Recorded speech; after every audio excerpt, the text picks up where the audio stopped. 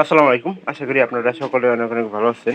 তো আলহামদুলিল্লাহ আল্লাহর রহমতে আমি অনেক ভালো আছি। তো আজকে আবার নতুন একটা কবুতরের ব্লগ ভিডিওতে আপনাদের স্বাগতম। যারা আমার এই চ্যানেলটিকে এখনো সাবস্ক্রাইব করে দেননি, সাবস্ক্রাইব করে দেবেন এবং পাশে থাকা বেল আইকনটা অন করে দিন। পরবর্তীতে এই সকল নতুন, নতুন গ্রামের ব্লগ ভিডিওগুলো পাওয়ার জন্য।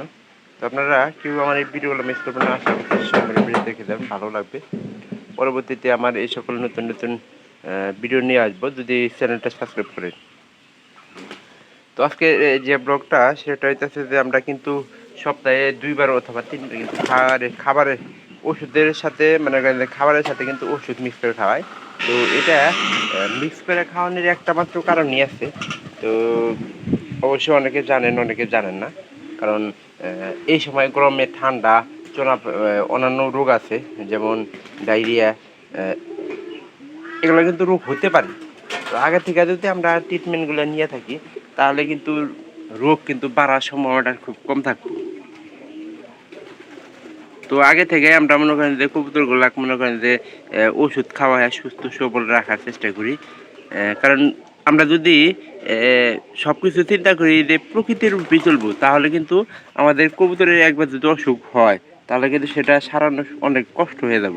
তো এই জন্য আমরা আগে থেকে খাবারের সাথে ওষুধ মিক্স করে খাওয়াই, যাতে করে কবুতরগুলো সুস্থ থাকে। আর আমরা কবুতরের জন্য যে পরিশ্রমটা করি, মানে যে খোঁজ খবর যত্নটা রাখি, এটা মনে হয় বাকি আর কেউ এরকম যত্ন করে না।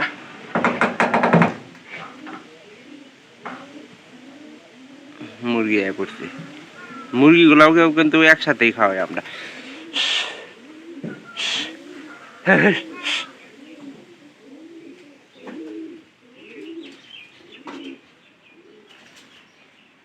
এটা এখানকার বাদ করবো বাইরেটা নতুন কবুতর।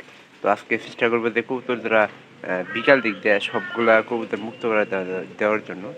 তো ভিডিওগুলো আপনারা পাবেন, অবশ্যই পাবেন, কারণ এটা সময় হয়ে গেছে গা। এর আগে যে কবুতরগুলো ছিল ওই পাড়িটা কিন্তু বাদ করছে। আপনার বুড়া একটা কবুতরের সাথে দিয়েছিলাম,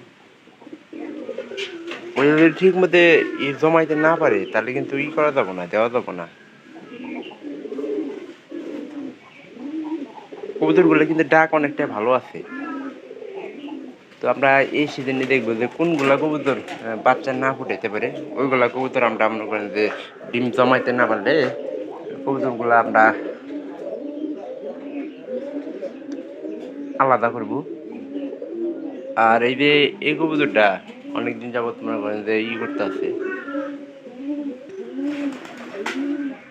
খুব তাড়াতাড়ি এরা বাদ করবো, একটা আশা তো আছে। আশা নিয়েই কিন্তু আমাদের মানে দিনকাল চলতেছে বর্তমানে।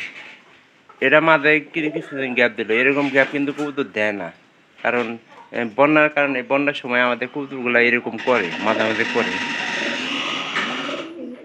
আমাদের এই যে বুড়া কবুতরের কথা যে বললাম, বুড়া কবুতর ডিম জমাইতে পারে।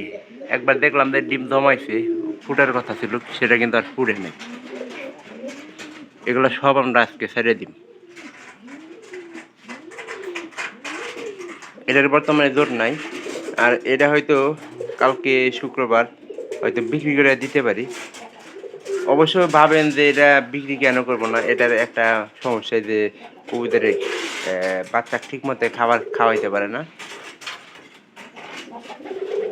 ডাক হিসাবে কিন্তু সেরা আছে।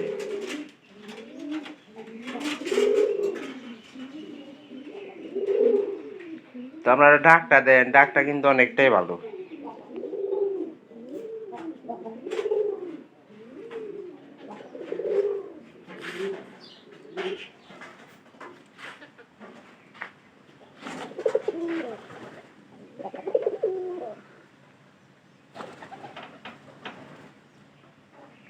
এই যে আমাদের এই যে নতুন কবুতর আছে কিন্তু দুই ওই দুই জোড়া মনে করেন যে নতুন একটা পাড়ি ডাকলে শুধু।